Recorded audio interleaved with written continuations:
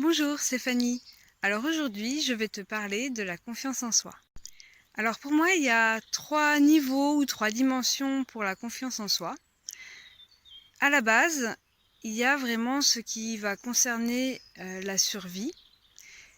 Donc s'il y a des mémoires de type traumatique, conscientes ou inconscientes, le plus souvent inconscientes, au niveau du cerveau de la survie, finalement, on va beau essayer d'avoir confiance en soi dans certains domaines.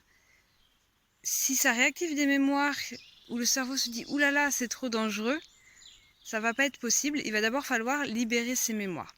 Je te donne un exemple.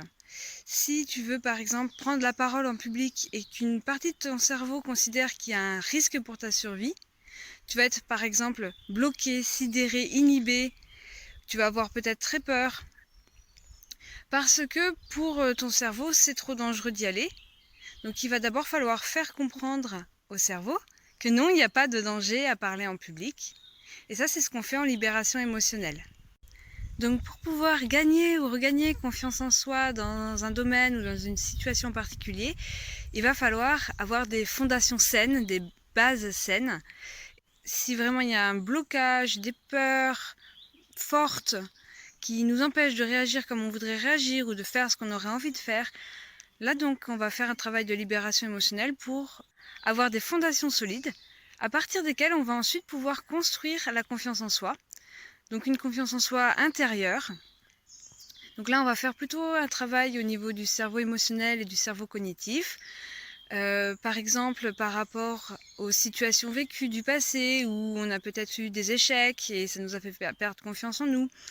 Ou peut-être qu'on a des croyances limitantes, des croyances qui nous disent non, je ne veux pas y arriver, etc.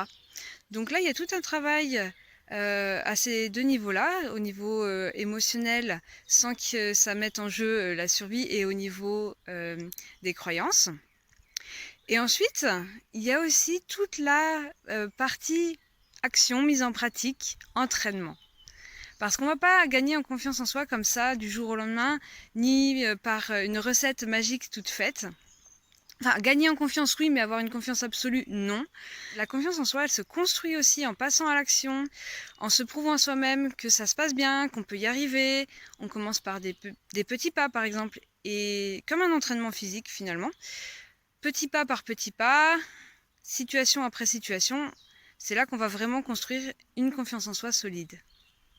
Et donc, ces 3 niveaux, la base, le niveau émotionnel et des croyances limitantes, et cette mise en action, mise en pratique, ça va concerner aussi un domaine particulier. Il va falloir le faire peut-être dans différents domaines, en tout cas dans les domaines où on a envie de gagner confiance en soi. Peut-être que quelqu'un va avoir totalement confiance en lui pour, je ne sais pas, faire du parapente, il n'y a aucun souci, il n'a pas peur du vide, il se lance, etc.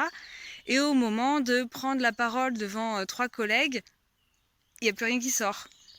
Donc voilà, pour chaque domaine de vie, pour chaque situation, pour chaque événement ou aspect de sa vie où on veut gagner en confiance en soi, on va aller voir au niveau de ces 3 dimensions. Donc est-ce qu'il y a des peurs profondes à libérer en libération émotionnelle? Est-ce qu'il y a un travail à faire au niveau émotionnel? Donc pas au niveau des peurs profondes, mais au niveau peut-être des souvenirs, des situations vécues, des émotions qu'on a vécues par le passé, et des croyances limitantes, des conditionnements qu'on a enregistrés, etc. Et passer à l'action, se prouver à soi-même qu'on y arrive, petit pas par petit pas. On n'est pas obligé d'un coup de faire une conférence devant 2000 personnes. On peut commencer par pour rester sur l'exemple de la prise de parole en public, on peut commencer par parler à 2 collègues, 3 collègues, animer une réunion, prendre la parole, lever la main par exemple à une conférence et prendre la parole pour poser une question, etc. Voilà, j'espère que cette vidéo t'aura éclairé sur la confiance en soi. Je te souhaite plein de belles choses dans ta vie